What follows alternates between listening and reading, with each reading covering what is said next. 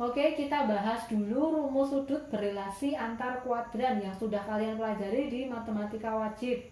Seperti yang kita tahu, masing-masing kuadran punya sifat tertentu. Di kuadran pertama, nilai sin, cos maupun tangen nilainya positif. Di kuadran kedua yang bernilai positif adalah sin, di kuadran ketiga tangen, dan di kuadran keempat adalah cos. Atau biasa disingkat oh cintaku, col, sin, tan, dan cos. Oke, di kuadran pertama nanti kita bisa mencari nilai sin, cos maupun tangen alfa itu sendiri dan juga nilai dari sin, cos maupun tangen dari sudut 90 derajat min alfa.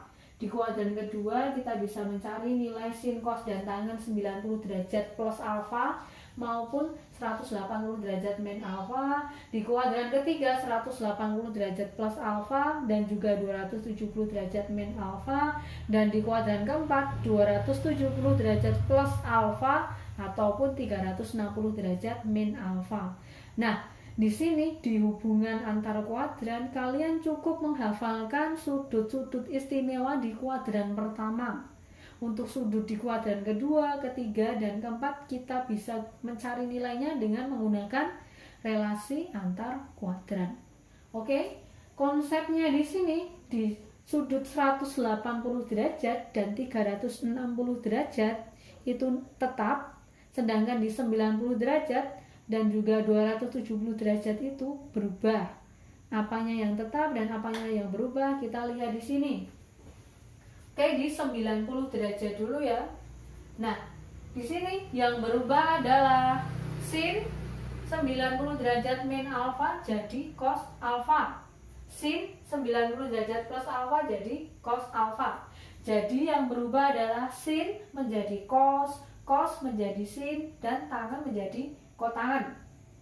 Sedangkan tanda positif negatifnya kita sesuaikan dengan sifat pada kuadran.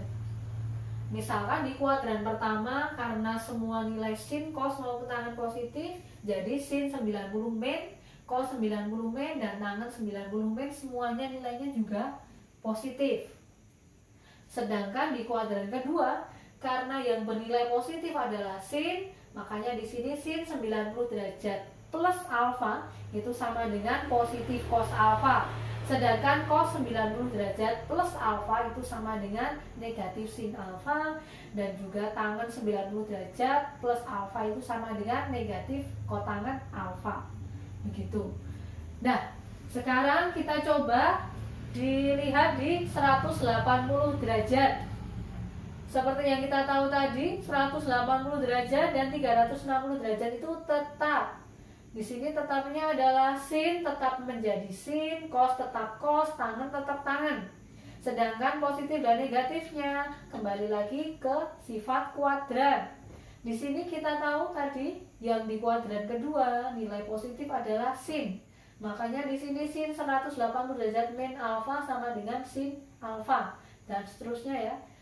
Sehingga kita bisa mengisi yang di sini 180 derajat plus alfa, sin 180 derajat plus alfa. Karena 180 itu tetap, berarti kita tulis dulu sin, cos, dan tangen. Nah, tetap terus sifat kuadran untuk menentukan plus atau negatifnya. Karena di kuadran ketiga yang bernilai positif adalah tangen, berarti tangen 180 derajat plus alfa adalah positif tangen alfa. Sedangkan sin dan cos adalah negatif. Kemudian kita masuk ke 270 derajat min. Tadi 270 derajat sifatnya berubah. Sin jadi cos, cos jadi sin, dan tangen jadi kotangen. Kita tulis di sini dulu.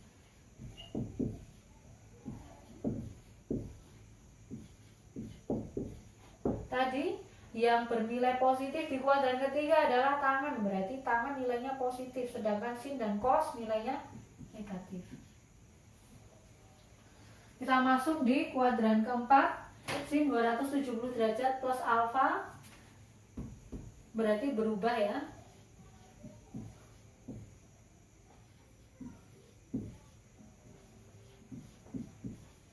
Di kuadran keempat yang bernilai positif adalah cos, makanya di sini cos 270 plus alfa berarti plus alfa, sedangkan sin dan tangen bernilai negatif.